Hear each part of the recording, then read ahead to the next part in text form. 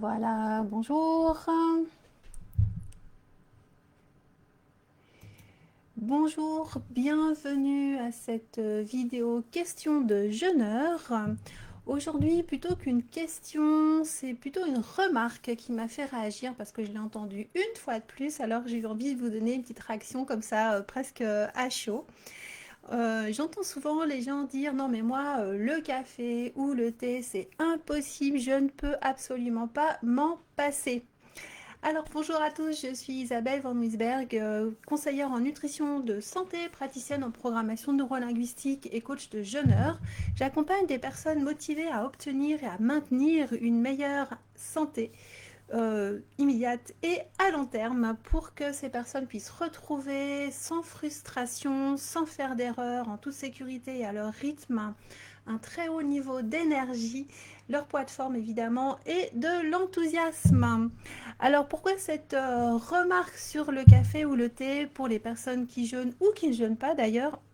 Mais c'est vrai que souvent je l'entends chez les jeûneurs ou chez les personnes que j'accompagne en nutrition de santé qui me disent bah voilà, moi le café ou le thé c'est impossible que je m'en passe, j'en ai vraiment besoin pour démarrer la journée ou pour tenir le coup, etc. J'entends ça tout le temps. Donc je ne sais pas si vous aussi ça vous arrive de le dire ou de le croire, mais je veux vous montrer l'exemple de quelqu'un qui n'a pas bu de café pendant quasiment 30 ans. Et voilà, c'est moi, vous m'avez devant vous. Ça fait à peu près 29 ans maintenant que je n'ai pas bu de café. Parce que tout simplement, le café, j'en ai été. J'ai toujours adoré le café. J'aime le café, j'aime l'odeur du café, j'aime le goût du café, j'aime les glaces aromatisées au café par exemple. Mais quand j'ai été enceinte de mon premier enfant, de mon premier fils, eh bien, je n'ai plus du tout supporté le café. Et puis comme il a 28 ans et demi, bah vous voyez, voilà, ça fait en tout cas 29 ans bien tassé à l'heure d'aujourd'hui que j'ai complètement arrêté le café. En fait, j'ai réessayé quand même, je dirais depuis quasiment 30 ans, j'ai réessayé peut-être une dizaine de fois de boire une tasse de café à l'occasion de voyage en Italie par exemple. Et puis je me suis rendu compte en fait que non, voilà, pour moi le café c'est pas du tout digeste. Donc c'est pour ça que je l'ai complètement arrêté. Et ben vous voyez, on peut survivre sans café. Je dois avouer que je me suis mise au thé à la place, mais que j'en consomme sans excès. Donc, ce qu'il faut savoir quand on parle du thé et du café, c'est quand même que ce sont des boissons qui ont donc de la caféine ou de la théine, donc ce sont des stimulants. Et ces boissons stimulantes sollicitent pour leur digestion, pour leur assimilation, sollicitent énormément le foie. Donc ce sont des boissons qui en fait vont peut-être stimuler l'organisme de façon générale, mais qui vont à long terme fatiguer énormément votre foie. Donc pour une meilleure santé, puisque c'est mon sujet toujours, la meilleure santé, c'est bien de limiter la consommation du café et du thé. Je parle de thé noir, thé vert, thé blanc, le thé avec la théine, donc un palier de tisane, vraiment la plante thé.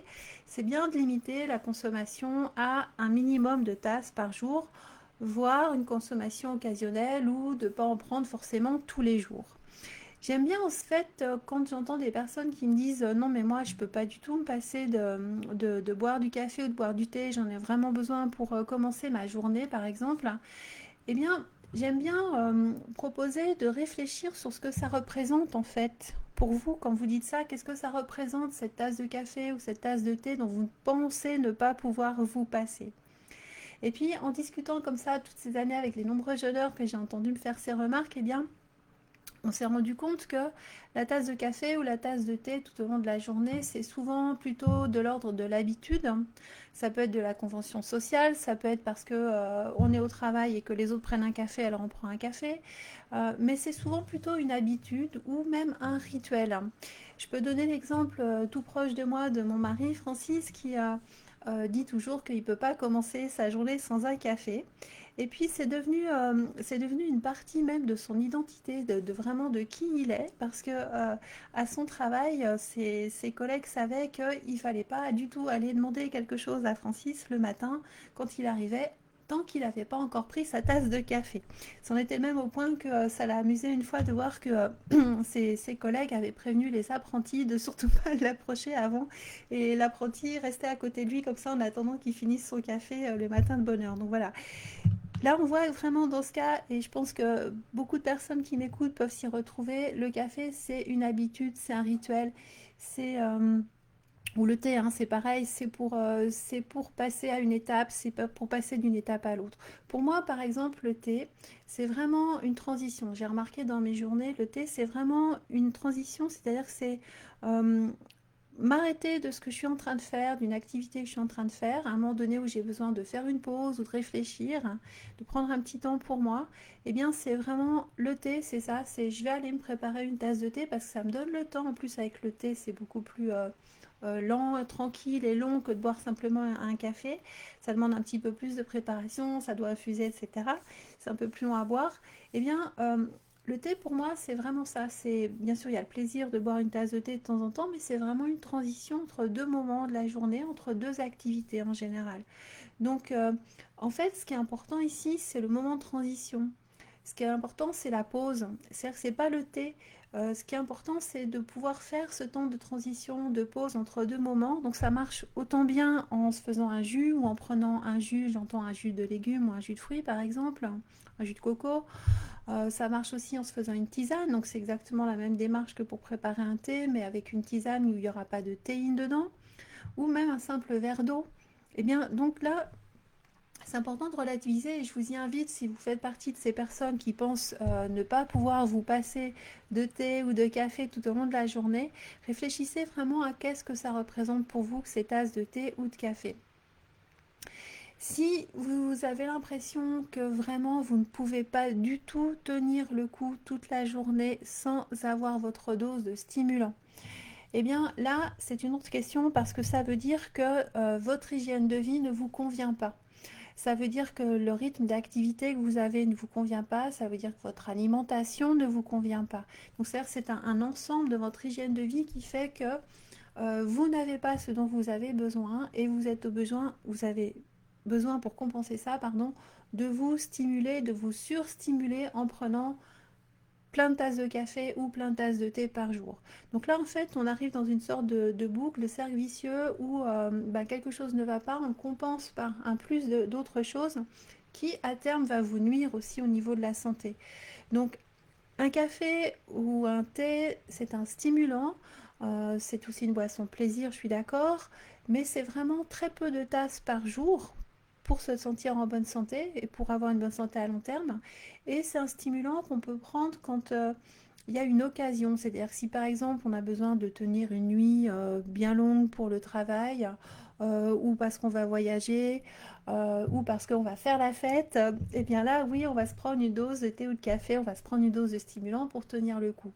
Mais ça doit être réservé plutôt à des moments un peu occasionnels. Et vraiment, je vous invite à ça, regardez quelles sont vos habitudes, parce qu'il y a énormément de gens qui boivent beaucoup trop de café et de thé, qui ont l'impression de ne pas pouvoir s'en passer, et qui ne se rendent plus du tout compte de l'impact que ça a sur eux au quotidien et ensuite à long terme. Donc moi j'entends souvent des jeûneurs, même en jeûne intermittent, qui font un jeûne type 16-8, hein, c'est le plus fréquent on va dire, et qui ne peuvent pas se passer de thé ou de café même pendant les plages pendant lesquelles ils ne mangent pas. Donc, bien sûr, on va toujours vous dire en jeûne intermittent, c'est assez répandu maintenant, ça a été écrit par des médecins, que vous pouvez prendre du café ou du thé en jeûne intermittent, y compris dans les moments de la plage horaire la plus longue pendant laquelle vous ne mangez pas, pendant les 16 heures du 16-8 par exemple. Ça va pas rompre votre jeûne du moment que vous ne sucrez pas votre boisson. En même temps, c'est pas complètement faux, mais en même temps, rappelez-vous quand même que le café et le thé, la caféine et la théine, ça sollicite votre foie. Donc si vous faites un jeûne pour pouvoir faire plus de détox, vous faites un jeûne intermittent pour augmenter la détox, mais vous allez quand même solliciter votre foie, c'est pas terrible dans la façon de faire les choses. C'est-à-dire que c'est pas complet, quoi. Vous êtes pas à fond dans la façon de faire les choses. Donc, au moins une journée de temps en temps, évitez un café ou un thé pendant votre plage horaire du jeûne intermittent où vous ne mangez pas. Et puis, préférez tout simplement de l'eau ou encore des tisanes. Maintenant, pour les personnes qui vont jeûner un peu plus longtemps, qui vont faire des jeûnes longs jusqu'à environ une semaine par exemple, là il y a besoin de faire une préparation avant votre jeûne, puis une reprise alimentaire après votre jeûne d'une semaine, même si c'est que 5 jours ou si c'est un peu plus qu'une semaine, 8 jours, 10 jours. Donc là en fait vous allez avoir un véritable sevrage de café ou de thé qui va s'effectuer dès la descente alimentaire, dès la préparation au jeûne, et vous allez être pour un jeûne d'une semaine par exemple, environ 3 semaines sans boire ni café ni thé. Donc là, il y a beaucoup de jeûneurs. Moi, j'ai vu passer depuis 2007 que je coach des jeûneurs. Énormément de jeûneurs m'ont dit qu'ils n'y arriveraient pas du tout. Et puis, finalement, une fois mis en route, une fois dans la descente alimentaire, c'était beaucoup plus simple, beaucoup plus facile que ce qu'ils avaient imaginé. Parce qu'il suffit voilà, de ne pas en prendre, de prendre de l'eau à la place. Et puis, ce qu'ils constatent très souvent, les personnes qui boivent beaucoup de café, beaucoup de thé, ce qu'ils constatent très souvent, c'est qu'il y a des maux de tête qui viennent. Voilà, c'est un petit peu le prix à payer de ce petit sevrage momentané de trop de café, de trop de thé, et en tout cas d'arrêter complètement quelques jours pour remplacer par de l'eau ces boissons stimulantes. Et bien là, c'est quelques heures de maux de tête. Si je reprends l'exemple de mon mari, parce que au moment où je vous parle, nous sommes justement tous les deux en descente alimentaire pour faire un jeûne la semaine prochaine. Eh bien, il a eu le premier jour où il n'a pas bu du tout de café alors qu'il en boit facilement quelques tasses par jour. Eh bien, il a eu environ 2 heures un petit peu mal à la tête. Voilà, rien, franchement, rien de dramatique, hein, rien de dramatique, hein. C'est vraiment juste un prix à payer très très court pour faire ce sevrage de café, au moins quand on va jeûner. Donc même les personnes les plus addictes au café ou au thé peuvent jeûner sans aucun souci et peuvent remplacer le café et le thé par l'eau, en tout cas au moins quelques jours ou quelques heures par jour.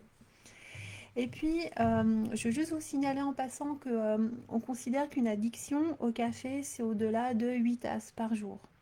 Donc 8 tasses par jour pour les personnes qui sont dans un milieu professionnel de bureau où il y a des petites pauses café tout au long de la journée, y compris le café avant de partir le matin et le café le soir avant de se coucher. C'est très vite atteint, donc faites attention à ça. Et puis j'ai envie d'ajouter une dernière chose.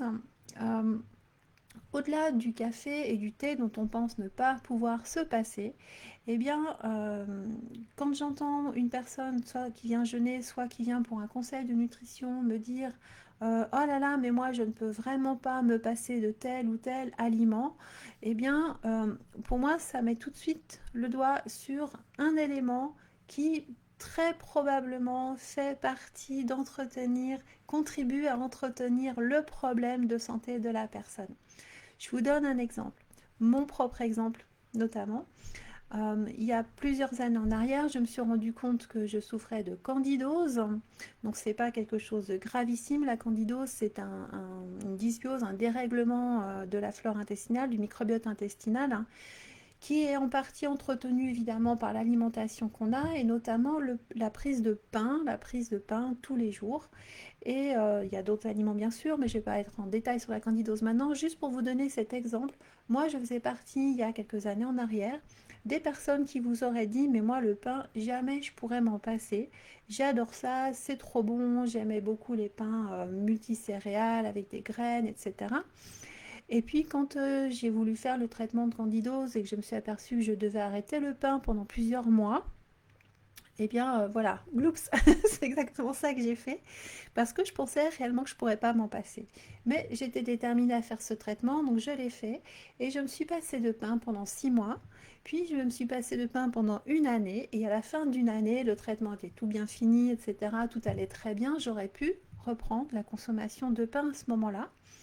Mais voilà, un an sans manger de pain et j'avais survécu sans aucune difficulté et je me suis dit, mais pourquoi pas, je vais encore attendre d'avoir en fait envie vraiment de remanger du pain avant de reprendre et il s'est passé 2 ans. Donc moi qui pensais ne jamais pouvoir me passer de pain, eh bien j'ai réussi à m'en passer pendant 2 ans. Et puis depuis que ce traitement est fait et que ces 2 ans sont passés, je remange du pain de temps en temps, etc.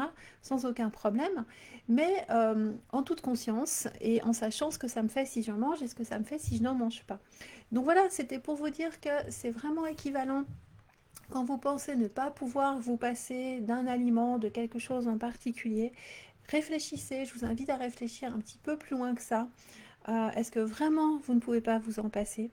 Pour quelles raisons vous ne pouvez pas vous en passer? Qu'est-ce qui se passe si vous en prenez ou si vous en prenez pas? Est-ce que c'est une véritable addiction? Est-ce que sur le plan de la santé, ça vous rend service ou pas à long terme?